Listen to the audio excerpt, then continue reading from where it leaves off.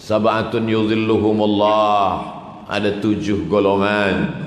Yudhilluhumullah, mereka akan mendapatkan naungan Allah. Pada hari panas tak ada atap, tak ada pokok kayu, tak ada tempat bernaung, jangankan pokok kayu. Wa takunul jibalu kal'ihnil manfush, gunung-gunung pun tercabut. Sedangkan gunung tercabut, apalagi pokok kayu, seperti bulu kambing yang dihembus angin, habis semuanya. Tapi kemudian ada orang yang mendapatkan naungan Allah. Siapa dia? Rajulun qalbuhu mu'allaqun fil masajid. Orang hatinya tergantung di masjid. Kalau orang hatinya tergantung di masjid, badannya di office, badannya di pasar, badannya berniaga, badannya di kebun menanam, badannya pergi ke laut mencari ikan, tapi hatinya tergantung di masjid. Manakala dia dengar suara azan, hati dia tak sabar, maka badan dia cepat datang. Manusia ini yang mengatur tu hati dia. Ala fil jasadi mudghah, ketahuilah dalam badan ini ada segumpal. Idza salahat salahal jasadu kullu, kalau dia baik maka yang lain ikut menjadi baik. Wa idza fasadat, kalau dia rosak maka yang lain ikut menjadi rosak. Ala wahyal qalb, dia adalah hati. Kalau hati sudah tergantung di masjid, badan boleh di office, badan boleh di pasar, badan boleh di kebun, maka dia pasti akan datang ke masjid. Nih petang ini. Ini yang datang ini adalah orang-orang yang hatinya tergantung di masjid. Rajulun qalbuhu mu'allaqun fil masajid. Tapi boleh juga terbalik. Ini masalah hati tergantung di masjid ini boleh juga dibalik. Badan di masjid, hati di mall. Badan di masjid, hati di pasar. Badan di masjid, hati shopping center. Itulah yang tak sampai salam ke kiri itu. Assalamualaikum warahmatullahi. Itu dia, ke kiri pun tak sampai. Jangankan nak istighfar, Allahumma antas salam, astaghfirullah, tak ada lagi. Assalamualaikum warahmatullahi. Bila ditanya kawan nak bagi nasihat, apa awak tak berzikir, istighfar, baca Allahumma antas salam, kenapa tak bertasbih subhanallah alhamdulillah? Yang datang adalah marah, emosi. Kenapa awak tak berzikir, berdoa dulu? Syukur aku sembahyang, kawan aku tak sembahyang lagi. Salah. Bila ada orang bagi tahu kita, kita dengar sebab dia sayang pada kita. Dia nak selamatkan kita dari azab Allah Subhanahu wa taala. Kalau memandang akhirat, pandang ke atas. Kenapa aku hanya sembahyang saja? Kenapa aku tak ada qabliyah ba'diyah? Kenapa aku tak ada duduk berzikir? Kenapa tak ada baca Quran? Kenapa tak ada doa? Kenapa tak ada? Tapi kalau memandang masalah dunia, pandang ke bawah. Kalau tidak, kita tidak akan menjadi hamba Allah yang bersyukur. Kalau tidak, kita hanya akan menjadi orang yang kufur. Orang kalau tidak bersyukur, dia akan sentiasa mengutuk nasib. Kenapa begini? Kenapa begini? Kenapa begini? Sampai mati tak pernah bersyukur. Padahal apa kata Allah? Qalilam ma tashkurun. Sikit hambaku yang bersyukur. Wa qalilum min ibadiyas syakur. Sikit yang bersyukur. Maka salah satu cara mensyukuri nikmat Allah adalah gantungkan hati ke masjid. Rajulun qalbuhu mu'allaqun fil masajid. Bagaimana nak menggantungkan hati ke masjid? Tak ada Nabi mengumpulkan sahabat, dia kumpulkan semua Muhajirin, Ansar, esok datang ke Masjid Nabawi. Selepas itu Nabi berdoa, ya Allah, semua sahabat ni gantungkanlah hatinya ke masjid. Tak ada. Bagaimana cara Nabi menggantungkan hati sahabat ke masjid? Ada seorang sahabat, rumah dia jauh, kampungnya Bani Salamah. Datang mereka kepada Nabi, ya Rasulullah, ya, rumah kami jauh ya Rasulullah. Bagaimana kalau kami jual tanah? Kami jual tanah kami jual rumah kami, nanti kami akan beli tanah yang baru dekat Masjid Nabawi, kami akan salat. Kata Nabi, bukan begitu caranya. Kamu tetap duduk pada rumah kamu yang sekarang, tapi kamu datang ke masjid. Kerana langkah-langkah kaki kamu, langkah pertama menghapus dosa, langkah kedua menaikkan derajat, langkah ketiga menghapuskan dosa-dosa, langkah keempat menaikkan derajat kemuliaan. Itu ayat yang selalu kita baca dalam surah Yasin. Wa naktubu ma qaddamu wa asarahum. Kami tulis semua yang mereka lakukan, perbuat dulu. Wa atharahum, bekas tapak-tapak kaki mereka pun semuanya akan menjadi saksi di hadapan Allah. Semua tapak-tapak kaki tadi yang datang kemari, maka semua itu nanti akan menjadi saksi di hadapan Allah Subhanahu wa ta'ala. Tapi saat itu lidah tak lagi bersaksi. Kalau hari ini yang bersaksi itu lidah, Apa kata hakim bertanya, apa yang engkau lihat wahai saksi? Maka yang bersaksi adalah lidah. Lidah ini lembut dan lunak, suka berbelok-belok. Bahasa lidah tak berlaku di akhirat. Yang berlaku adalah bahasa tangan yang lurus. Makanya yang berbicara adalah tangan. Al-yawma nakhtimu ala afwahihim, mulut kami kunci. Wa tukallimuna aydihim, tangan akan bicara. Wa tashhadu arjuluhum, kaki akan bersaksi. Bima kanu yaksibun. Apalah guna melangkahkan kaki banyak-banyak ini? Sekarang banyak juga orang melangkahkan kaki petang-petang keliling di taman sampai berpeluh. Nak apa? Exercise. Nak apa? Nak badan kurus. Banyak juga yang ngajak saya supaya ayo kita jalan-jalan. Ustaz kata saya, untuk apa lagi? Saya dah kurus dah. Kita dalam Islam diajarkan berjalan. Banyaklah sekarang iklan-iklan ubat di televisyen. Apa mereka ajak? Langkahkan kaki anda 10.000 langkah sehari, menguatkan tulang, selamat dari penyakit osteoporosis.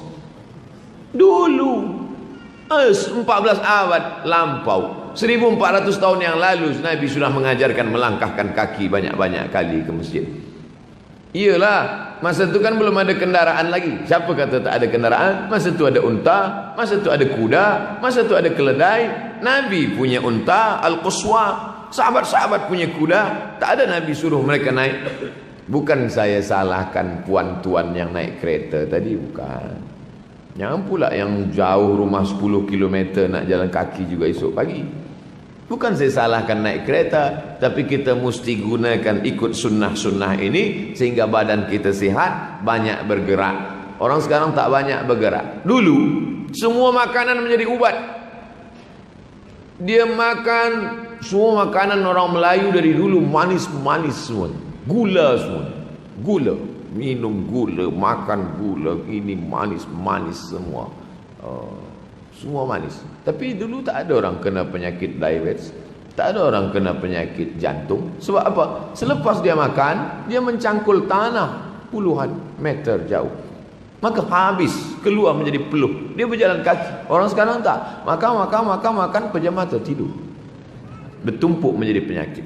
Oleh sebab itu, kalau ingin menghilangkan ini semua, alaikum bisunnati, ikuti sunnahku, wa sunnatil khulafa'ir rasyidin, ikutlah sunnah Rasulullah dan sunnah khulafa' rasyidin, Sayyidina Abu Bakar wa Umar wa Uthman wa Ali wa an kulli sahabati Rasulullah ajma'in. Kerana mengikuti itu semuanya, tidak hanya mengikuti sunnah bagaimana mereka berpakaian, bagaimana mereka berjubah, bagaimana mereka bersurban, tapi sunnah juga dalam menghidupkan masjid dengan melangkahkan kaki datang, walaupun rumah jauh, datang ke masjid. Nabi SAW di kota Al-Madinah Al-Munawwarah, dan Nabi datang ke Masjid Quba.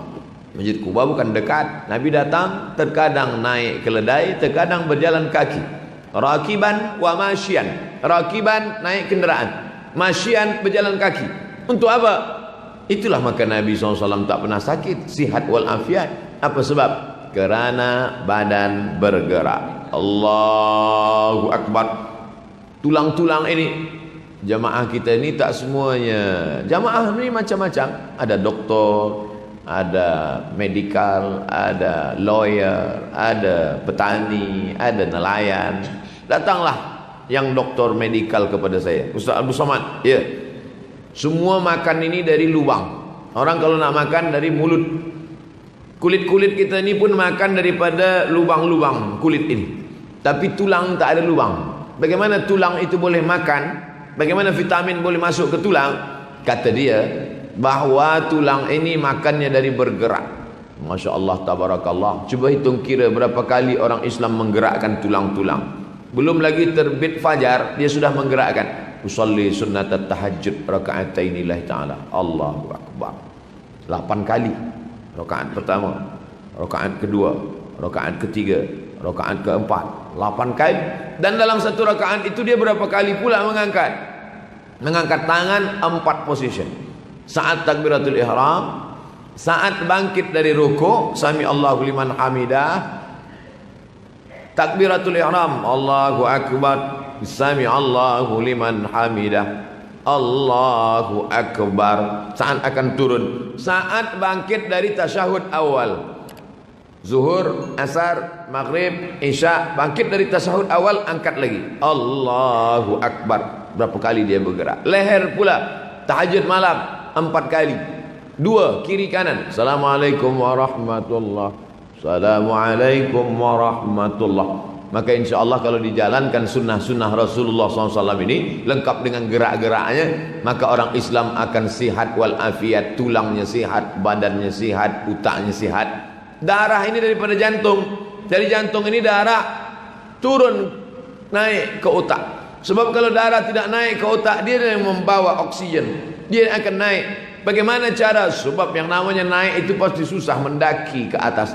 Tapi Masya Allah, Allah tolong manusia menurunkan darah dari jantung ke otak. Dengan apa? Dengan lama bersujud kepada Allah. Subhana rabbiyal a'la wa bihamdihi, subhana rabbiyal a'la wa bihamdihi, subhana rabbiyal a'la wa bihamdihi. Seabdal-abdalnya tasbih, kata Imam Al-Hasan Al-Basri, 7.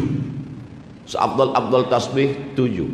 Yang sedang 5. Yang paling sikit 3. Seabdal-abdal, cuma kalau kita hitung kira 7 kali. Subhana rabbiyal a'la wa bihamdihi, subhana rabbiyal a'la wa bihamdihi, subhana rabbiyal a'la wa bihamdihi, subhana rabbiyal a'la wa bihamdihi, subhana rabbiyal a'la wa bihamdihi, subhana rabbiyal a'la wa bihamdihi, subhana rabbiyal a'la wa bihamdihi. Maka sempatlah darah itu turun dengan tenang sampai ke otak. Otak kita pun kenyang dengan oksigen, lengkap sempurna.